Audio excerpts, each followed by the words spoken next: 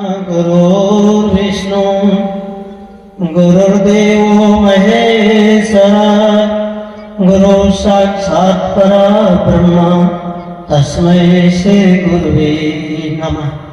ध्यानमूलं गुरुर्मूर्ति पूजामूलं गुरुपदं मंत्रमूलं गुरुर्वाक्यं मोक्षमूलं गुरुकृपा। गुरुर्देवो गुरुर्धर्मो गुरुर्निष्ठा परं तपः गुरुपरं नास्ति नास्ति तत्त्वं गुरु परं। मंगलमय मंगलकरण दीनबंधु गुरु संत जन्म मरण दुख दमन हित बारंबार नमन। बोलिए श्री गुरुदेव की जय।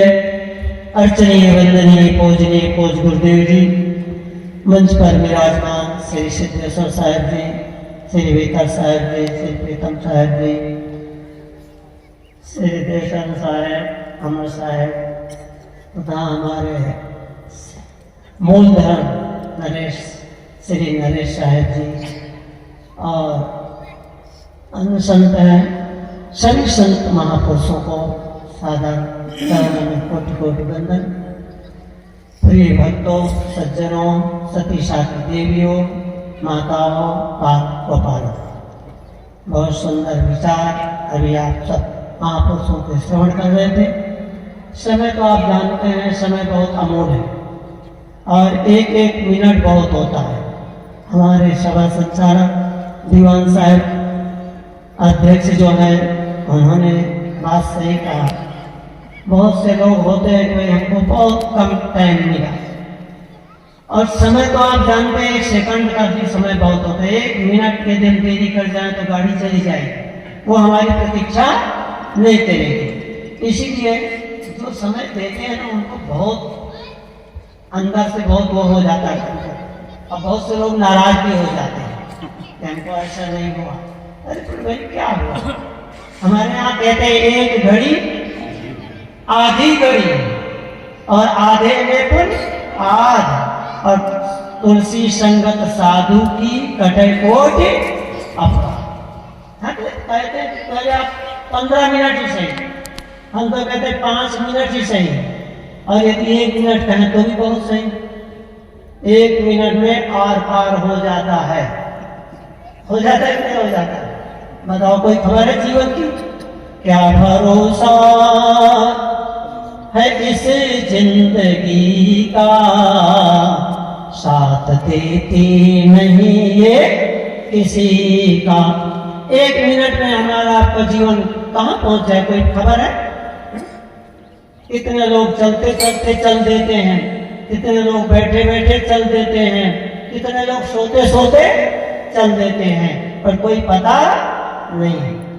भगवान राम आप जानते हैं, उनको रात सुनाया गया सायंकाल, और प्रातःकाल होते क्या हो गया? 14 वर्ष का वनवास। उन्हें खबर थी कि सुबह होते क्या होगा। इसीलिए हमारे संत महापुरुष कहते हैं कि जीवन जो मिला हुआ है वो बहुत अमूल्य है और इसका हम सदुपयोग करें। आप सब यहाँ बैठे हो, जितने भी हमारे भक्त सज्जन, सती साध्वी देवी माताएं, आप देख रहे हो आज पवन भी बंद हो गया है। ऐसे तो बहुत चलता रहता है? अब पवन देवता बंद है, पर हमें आपको तो उतना नहीं असर करेगा। ये गर्मी किनको ज्यादा असर करेगी? जो घर में रहते हैं एसी में, ऑफिस में जाते हैं एसी में, और गाड़ी में जाते हैं एसी में। उनको अब यहाँ एसी है नहीं, तो क्या होगा बताओ? उनको तो थोड़ा फड़फड़ाएगा जीवन है, परंतु हम आप जो है जानते हैं, सुखेशु दुखेशु, सुख भी जीवन में आता है, दुख भी जीवन में आता है। यही तपस्या है, और तपस्या कहीं पेड़ों में नहीं घटती। ये जो हम आप सहन करते हैं, सर्दी गर्मी ताप, ये ताप तो कुछ भी नहीं है, पर अंदर का ताप बड़ा खतरनाक है। बोलो सदगुरुदेव की, ये ताप क्या है?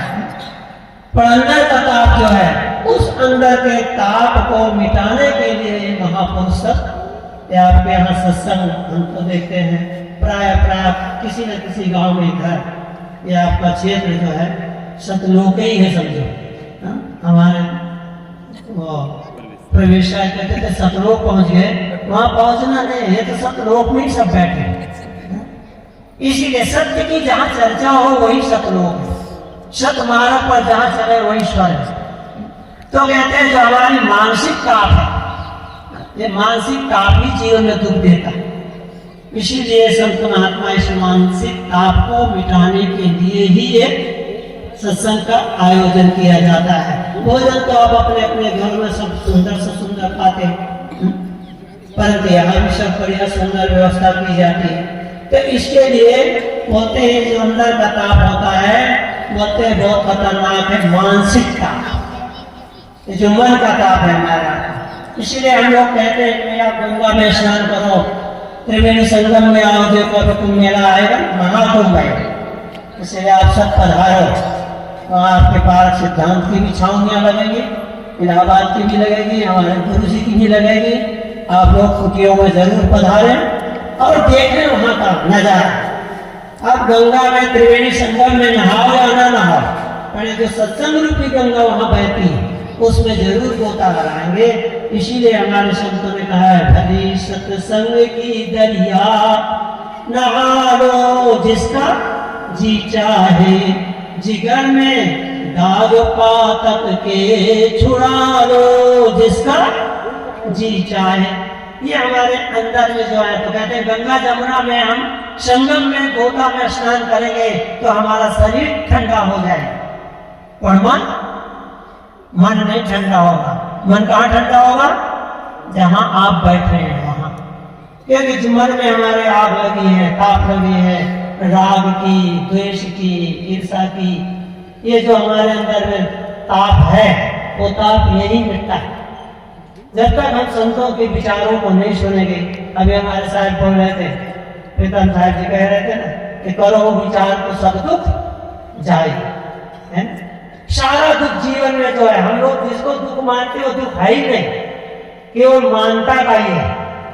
इसीलिए यहाँ पर साहब कहते हैं ये मंत्र है वेदों की तरह, जैसे वेदों में मंत्र आता है ऐसे कबीर साहब ने एक एक मंत्र दिए हैं विजय के अंदर। कहते करो विचार तो सब दुख जाए, परंतु लगा देते हैं वो परंतु आप सुन रहे हो, परंतु क्या है? साहब कहते हैं सारा दुख तो चला जाएगा परंतु गुरु जी कहा करते थे किंतु लेकिन परंतु अगर मगर तगर, बोले सब बड़े खतरनाक, बोलो सदगुरुदेव की, बोले महाराज सुने थे सत्संग था परंतु बना बनाया काम बिगड़ गया।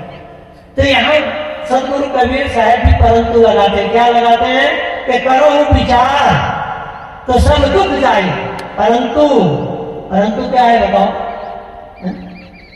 परंतु ये लगाते हैं कि परिहर झूठा के सगाई, बोलो सदगुरुदेव की, बोले झूठा की सगाई छोड़ दो तब सब दुख जाए।